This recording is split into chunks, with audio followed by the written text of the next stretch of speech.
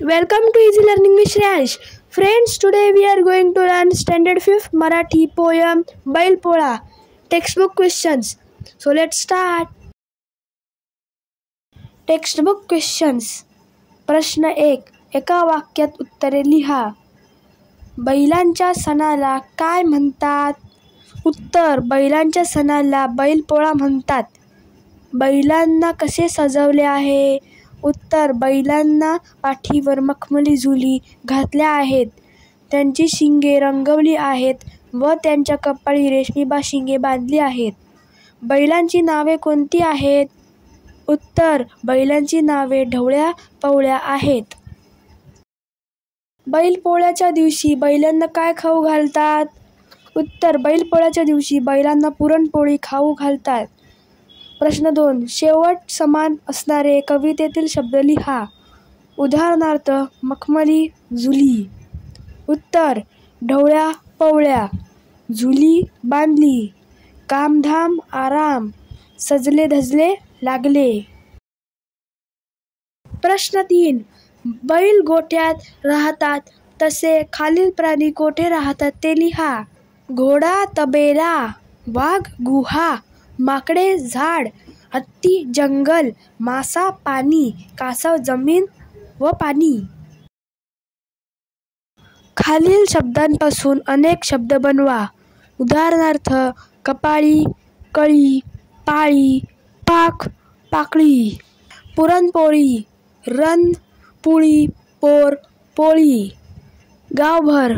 रव, गार, वर, भर. प्रश्न 5. सजले धजले यासारखे जोड शब्द लिहा. कवितेत आलेले खालील जोड शब्द वाचा. जसेच्या तसे पाहून लिहा. असे आणखी काही जोड शब्द लिहा. उत्तर. कामधाम. पुरणपोळी. मित्रमैत्रीण. घरदार. राम लक्ष्मण. धनुष्यबाण. राघू मैना. नोकर चाकर. प्रश्न 6. गावभर मिरवणे म्हणजे संपूर्ण गावातून फिरणे. खालील शब्दांना भर हा शब्द जोडा आणि वाक्यात उपयोग करा. उदाहरणार्थ बाबांनी पोतभर धान्य आणलं. 1. तोंड. तोंडभर. बाबांनी माझी तोंडभर स्तुती केली. 2. पिशवी. पिशवीभर. आईने पिशवीभर भाजी आणली. 3. हात. हातभर. ताईने हातभर मेहंदी काढून घेतली. 4. घर. घरभर. हसण्याचे आवाज घरभर येत होते. प्रश्न 7. तुमच्या आवडत्या प्राण्याची माहिती 5 वाक्यात लिहा. उत्तर. माझा आवडता प्राणी सिंह आहे. त्याला जंगलाचा राजा म्हणजेच वनराज म्हणतात.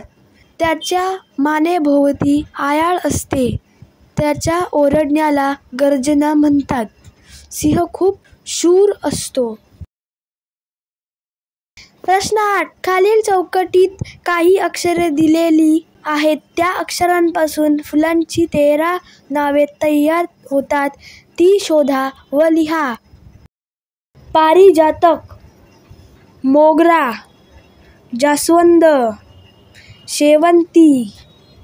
कमळ. अबोली. गुलाब. जाई. जुई. चाफा. झेंडू. गुलछडी. सदाफुली.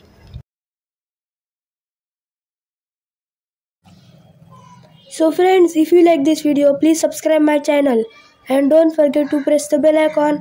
Thank you friends and bye bye.